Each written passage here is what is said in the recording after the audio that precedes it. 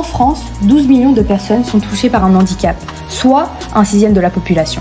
Il est donc nécessaire de soutenir l'accessibilité à des activités adaptées pour tous, notamment le sport. Toutefois, le handisport doit encore évoluer, car encore aujourd'hui, les athlètes ont plus de risques d'accidents que les sportifs valides. En 2019, le coureur français Timothée Adolphe, athlète non-voyant, est victime d'un accident.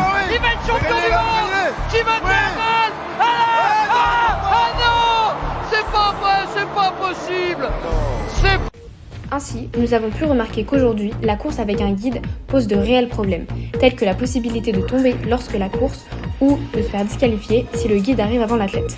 De plus, cela retire l'aspect individuel de cette course à pied. Alors aujourd'hui, un véritable problème se pose. Un athlète non-voyant a nécessairement besoin d'un guide. Notre solution, l'Handitracker. Moi, Emma, ainsi que mes camarades Richani, Sabri et Tariq. nous avons mis en place un dispositif permettant aux athlètes non-voyants et malvoyants de s'orienter complètement seuls sur la piste. Grâce à son stéréo qui guidera l'athlète pendant sa course et lui permettra de rester dans sa trajectoire.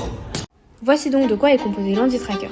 Il possède une caméra à intelligence artificielle qui permet de suivre la ligne, ainsi qu'un casque audio qui envoie des signaux dans les oreilles de l'athlète, ainsi qu'un harnais pour supporter tout le dispositif, mais aussi une partie modélisation avec une batterie et programmation avec une carte microbit. Pour la phase de test, nous avons d'abord commencé par utiliser le dispositif en marchant puis en courant. Ainsi, nous avons remarqué que l'Handitracker s'avère bien plus efficace à vitesse rapide qu'à vitesse lente en vue des différentes lignes présentes sur les pistes d'athlétisme, puisque celui-ci n'a en effet pas le temps de détecter les autres lignes présentes sur la piste et identifie seulement la ligne blanche sur laquelle le coureur se base. De plus, il a été très difficile pour nous de se fier totalement au dispositif puisque habitués à utiliser notre vision. Cela nous semblait également peu cohérent car produit destiné aux personnes malvoyantes et non-voyantes ou testé par nos soins. C'est pour cela que nous avons fait appel à deux athlètes en situation de cécité, Luis Guerrero et Timothée Adolphe. J'ai l'habitude de courir sur piste avec ou sans ma canne, avec ou sans guide. Quand je suis tout seul, je dévie énormément. Et là, je me rendais compte qu'en fait, avec les instructions de la machine, je déviais quasiment pas du tout.